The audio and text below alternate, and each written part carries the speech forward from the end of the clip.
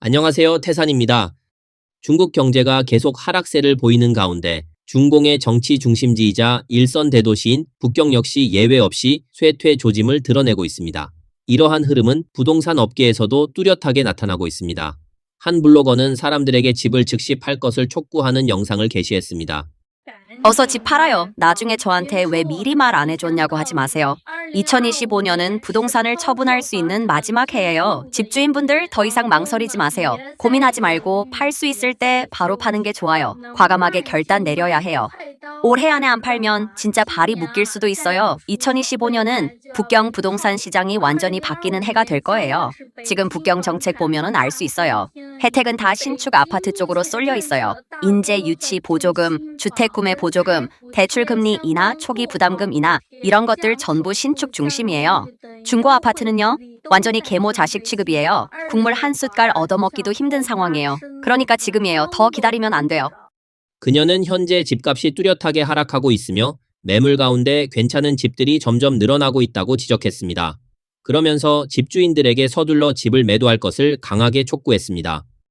지금 집값은 정말 농담 수준입니다. 이대로 계속 하락세가 이어진다면 얼마나 많은 사람들의 재정에 심각한 위기가 닥치겠습니까? 2023년에 제 고객 한 분이 1230만 위안을 주고 집을 구매하셨습니다. 그런데 지난달 같은 단지, 같은 평수의 집이 880만 위안에 거래됐습니다. 그분은 당시 은행에서 900만 위안의 대출을 받으셨는데 지금 그 집을 매도하면 이익은커녕 오히려 20만 위안을 추가로 부담해야 하는 상황입니다. 이런 추세가 계속된다면 정말로 대출 상환 포기 사태가 발생할 수 있습니다. 더 이상 버티지 못하는 사람들이 속출할 것으로 보입니다. 이 영상은 한 젊은 부부가 1년 전에 구입한 집이 지금 집값이 130만 위안이나 하락한 상황을 보여줍니다. 영상 속 아내는 감정을 억누르지 못하고 무너져 오열합니다. 이런 상황은 현재 중국의 부동산 시장 붕괴 현실을 단적으로 보여주는 장면 중 하나입니다.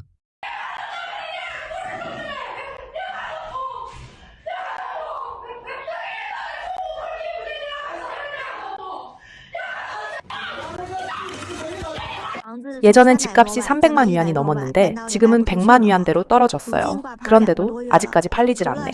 매물로 내놓은 지 2달이 넘었고 그동안 열댓 번 정도는 보여줬는데 전혀 진전이 없었어요. 중간에 가격도 2번이나 낮췄지만 아무 효과가 없었어요. 매물 조회수도 늘지 않고 매수자도 없어요. 오늘 부동산 중개인이 또 찾아와서 하는 말이 더 내려야 한다고 하더라고요. 도대체 이 시장에서는 헐값이 아니면 집을 못 파는 건가요? 정말 끝없이 가격을 낮춰야만 팔 수 있는 건가요? 게다가 중공 당국도 북경의 집값 하락률이 전국 1위라는 사실을 더 이상 부인할 수 없게 됐습니다.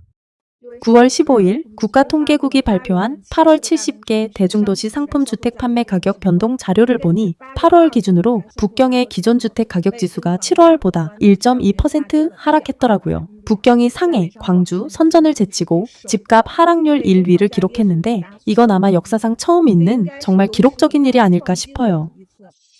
오늘 오전 9시 30분 국가통계국이 8월 북경의 상품주택 가격 변동 자료를 발표했습니다. 이 발표가 나오자마자 시장 분위기는 다시 한번 차갑게 식었습니다. 신축주택과 기존 중고주택 두 부문 모두 하락세를 보였습니다. 먼저 신축주택은 전월 대비 0.4% 하락했는데 수치상으로는 크지 않아 보여도 지난달에는 0%였습니다. 그런데 이번 달에는 미끄러지듯 하락세로 돌아섰다는 점에서 결코 좋은 신호는 아닙니다. 중고주택의 상황은 더 심각합니다. 사실 올해 5월 초부터 북경 기존 주택 가격은 전년 동기 대비 0% 성장 수준까지 떨어졌고 지금은 아예 마이너스 구간에 접어들었습니다. 경방호가는 올해 6월과 7월에 집값이 전월 대비 1% 이상 하락했으며 8월에는 1.2% 하락했다고 밝혔습니다. 즉, 석 달 연속으로 매달 1%대의 낙폭을 기록한 셈입니다. 그는 이어 매도자의 협상력이 점점 약해지고 있다며 시장에 매물로 나온 주택 수가 올해 최고치인 16만 5천 세트에 달한다고 지적했습니다.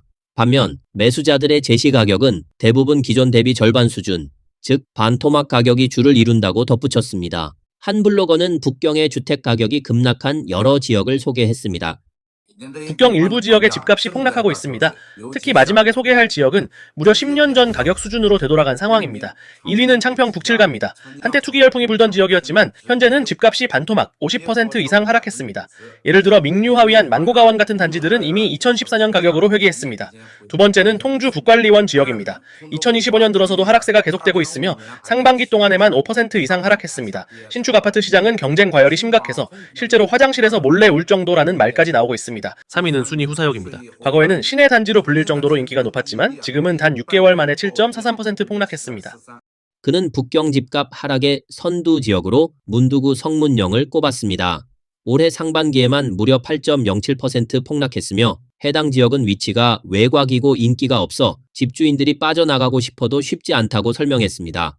집값이 계속 떨어지고 있다는 사실은 부정할 수 없습니다. 하지만 이제 사람들은 집을 사는 데 있어 과거의 그 열기를 완전히 잃었고 오히려 시장을 지켜보며 관망하는 분위기가 확산되고 있습니다. 분명히 집값이 이렇게까지 떨어졌는데도 사람들은 여전히 앞으로 집을 구매하려는 사람들을 유도하는 더 좋은 정책이 나올 것이다. 앞으로 집값이 더 내려갈 거다라고 생각합니다. 언제든 버티지 못하는 사람들, 즉 급하게 팔아야 하는 집주인들이 나올 수 있고 그들은 시세보다 훨씬 싸게라도 팔 수밖에 없는 상황이 올 거라고 보는 거죠. 그래서 모두가 기다리고 있는 겁니다. 그리고 기다리면서도 더 떨어지기를 바라는 게 지금 사람들의 보편적인 심리입니다. 많은 사람들이 집을 사면서 할구채, 말 그대로 부추처럼 잘려나가는 일종의 호갱이 되는 이유는 바로 정보의 불투명성 때문입니다. 먼저 정책부터 말씀드리겠습니다. 작년에는 북경에서 주택 구입 시 계약금이 15%까지 낮아졌고 주택담보대출금리도 3.05%까지 인하되었습니다. 올해 들어서는 주택공적금 대출금리도 2.6%로 더 낮아졌습니다. 그리고 지난달 북경은 매우 파격적인 정책을 하나 더 내놨습니다. 오환박 지역은 이제 집을 자유롭게 구매할 수 있게 된 것입니다. 즉 북경에서 2년 이상 사회보험이나 소득세를 납부한 사람이라면 집을 한 채든 100채든 제한 없이 살 수 있는 구조가 되었습니다. 지금 북경은 내놓을 수 있는 부동산 완화 정책은 사실상 대부분 소진한 상황입니다. 이제 남은 것은 구입 제한 해제와 집을 사면 바로 호구 등록이 가능해지는 제도 정도뿐입니다. 그런데도 불구하고 북경 부동산 시장의 반응은 그리 긍정적이지 않습니다. 작년 9월 30일 신정책 발표 당시에는 일시적으로 거래량이 증가했지만 올해는 대부분의 분양사들이 가격을 인하하면서 겨우 판매량을 유지하고 있는 수준입니다. 앞서 살펴본 상황을 종합해보면 북경의 집값은 이미 큰 폭으로 하락했습니다. 집값 하락은 단순한 수치의 변화가 아니라 반드시 연쇄적인 사회 경제 문제를 불러올 수밖에 없습니다. 이에 대해 한 블로거는 이렇게 지적했습니다. 만약 집값 하락이 계속된다면 다음과 같은 상황이 현실화될 가능성이 매우 높습니다. 첫째, 주택 시세가 대출 잔액보다 낮아지는 깡통주택이 대거 발생하게 됩니다. 그러면 시장에는 투매 형식의 매물이 쏟아지게 될 것입니다. 둘째, 일부 중산층은 재정 압박에 못 이겨 파산 위기에 처하게 되고 많은 기업들은 임금 삭감이나 구조조정, 심지어는 폐업까지 고려해야 할 수 있습니다. 셋째, 서민들은 결국 대출 상환을 중단하게 되고 경매에 넘어가는 주택 수도 급증하게 될 것입니다. 결국 이 모든 흐름이 맞물려 경제 전반이 악순환의 늪에 빠질 수 있습니다. 이러한 상황 속에서도 중공당국은 여전히 뻔뻔스럽게도 북경 경제는 호조세를 보이고 있다고 주장했습니다. 지난 2025년 7월 17일 열린 2025년 상반기 북경 경제 운영 상황 브리핑에서 중공 관영 매체 환구망은 올해 상반기 북경의 지역 총 GDP는 2조 5,029억 2천만 위안을 기록해 전년 동기 대비 5.5% 증가했다고 보도했습니다. 또 전 시민 1인당 가처분 소득은 45,144위안으로 전년 동기 대비 4.8% 증가, 물가를 고려한 실질 증가율은 5.1%라고 밝혔습니다. 북경시 발전개혁위원회 당조서기이자 주임인 양수영은 제14차 5개년 계획 시기 북경 경제사회 발전 성과 관련 기자회견에서 이를 두고 매우 고무적인 성과라며 자화자찬을 늘어놓았습니다. 5년 동안의 경제 증가분은 약 1조 4천억 위안이에요. 이건 마치 하이덴구 하나의 경제 총량이 새로 추가된 것과 같다고 볼 수 있어요. 겉으로 보기에는 수치가 꽤 눈에 띄는 것처럼 보입니다. 외국 자본이 잇따라 철수하고 청년 실업률이 끊임없이 상승하며 수많은 기업과 공장이 도산하고 있는 지금 오히려 북경의 경제는 상승세를 보이고 있다고 합니다. 하지만 그것은 단지 숫자에 불과합니다. 북경의 진짜 경제 상황을 보려면 이미 부동산 시장의 급변에서 그 실상이 드러나고 있습니다. 게다가 북경 거리의 현실은 거짓말을 하지 않습니다.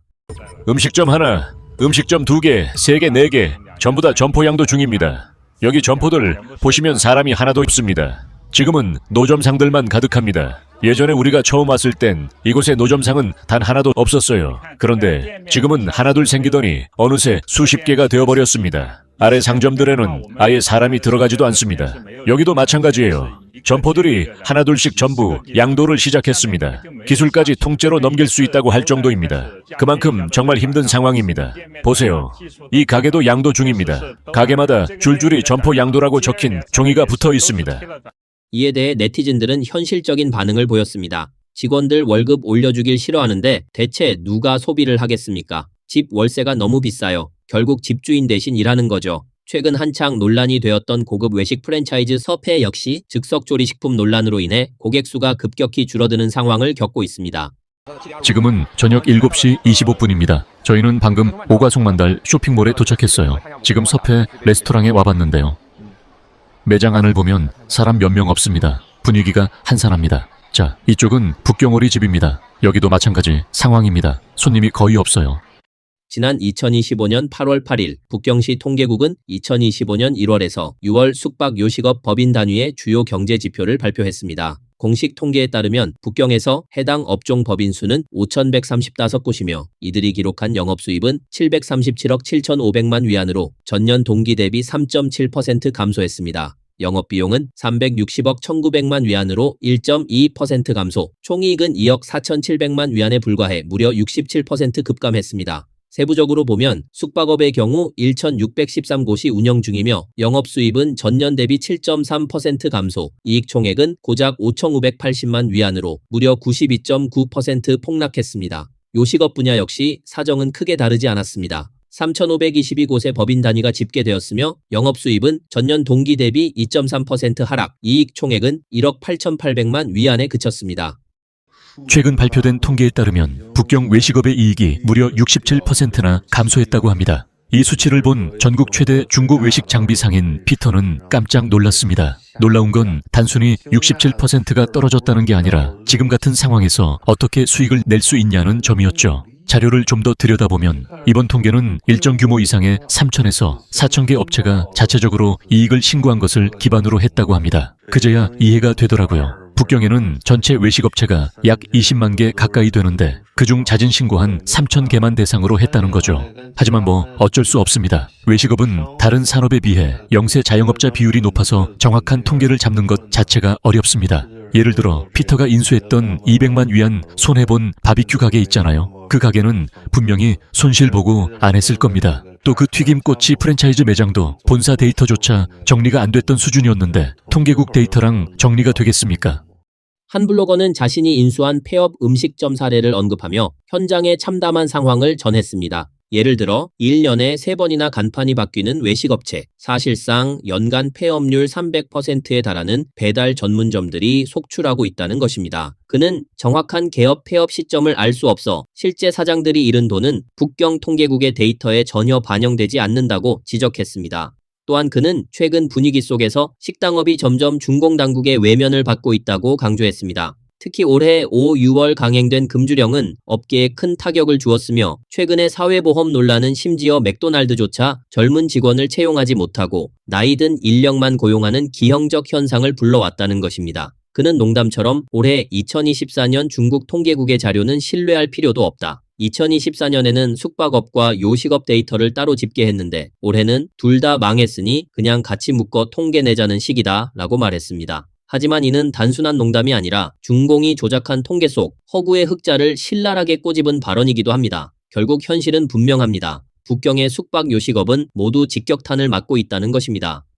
2024년 상반기 북경 숙박업의 이익은 10억 5천만 위안이었습니다. 하지만 그때 이미 전분기 대비 32%나 줄어든 상태였죠. 그런데 누가 알았겠습니까? 올해는 상황이 훨씬 더 심각해졌습니다. 이익이 무려 92%나 감소했어요. 지금은 손가락으로 셀 수 있을 정도의 이익만 남았습니다. 도대체 무엇이 이런 상황을 만들어낸 걸까요? 블로거는 그 원인으로 두 가지를 들었습니다. 첫째, 2024년 북경에는 1,300개의 호텔이 있었는데 올해는 1,600개로 늘었습니다. 전국적으로 보면 팬데믹 이후 새로 생긴 호텔이 9만 곳에 달합니다. 둘째, 호텔 업계의 경쟁이 갈수록 치열해지고 있습니다. 사실 관광객 수가 줄어든 건 아니지만 플랫폼 간 가격 전쟁으로 인해 이익이 다 사라졌습니다. 데이터를 보면 연간 매출은 7% 감소했지만 이익은 12%나 줄었습니다. 이게 바로 매출은 늘어도 이익은 줄어드는 전형적인 증수불증익 현상입니다. 경기 침체로 호텔들이 망할까요? 2025년 상반기 북경에 있는 1,600여 개 숙박업체가 벌어들인 총이익은 5,980만 위안에 불과합니다. 평균으로 나누면 한 호텔당 고작 3만 7천 위안밖에 벌지 못한 셈이죠. 이익은 90% 이상 폭락했습니다. 생각해보면 이들 호텔의 주요 고객들 역시 사정이 좋지 않습니다. 기업은 주문이 없고 출장도 줄었습니다. 우선 비즈니스 출장 수요를 보면 고급 호텔 고객이 급감했고 젊은 층은 지갑을 꼭 쥐고 소비를 줄이고 있습니다. 소비 인식도 바뀌어서 5성급 호텔보다 에어비앤비, 싸냐 여행보다 근교 산책을 선택하고 있습니다. 그런데 호텔은 대표적인 중자산 업종입니다. 임대료, 인건비, 수도세, 전기세, 에너지 비용 등 모든 것이 고정비입니다. 손님이 오든 안 오든 지출은 그대로입니다. 한 여성은 이렇게 지적했습니다. 호텔 운영비는 한 푼도 줄지 않았는데 수익은 이미 버티기 어려운 지경입니다. 북경만 해도 1년 새 300곳 넘는 호텔이 새로 생겼습니다. 이렇게 공급이 수요 증가 속도를 한참 앞지르자 업계 전반이 가격 내몰림 경쟁에 빠졌습니다. 누구도 감히 가격을 올리지 못하고 손님 잃을까 두려워 울며 겨자 먹기로 버티는 상황입니다. 그 결과 모두가 집단 출혈 경쟁에 휘말린 꼴이지요. 이는 지금의 외식 배달 업계의 가격 전쟁과도 똑같습니다. 이런 현실을 종합하면 중국 수도이자 국제 일선 도시인 북경의 경제 현주소가 드러납니다. 부동산 산업은 직선 하락세를 그리고 있고 2025년 상반기에 숙박 요식업 통계는 이미 조작 미화되었음에도 붕괴 직전입니다. 그런데도 준공당국은 뻔뻔하게 북경 주민 1인당 가처분 소득이 45,144위안으로 전년 대비 4.8% 증가했고 지난 5년간 경제 규모가 약 1조 4천억 위안 늘어나 새로운 해정구 하나가 추가된 셈이라고 자화자찬을 늘어놓습니다. 오늘 영상은 여기까지입니다. 시청해주셔서 감사합니다.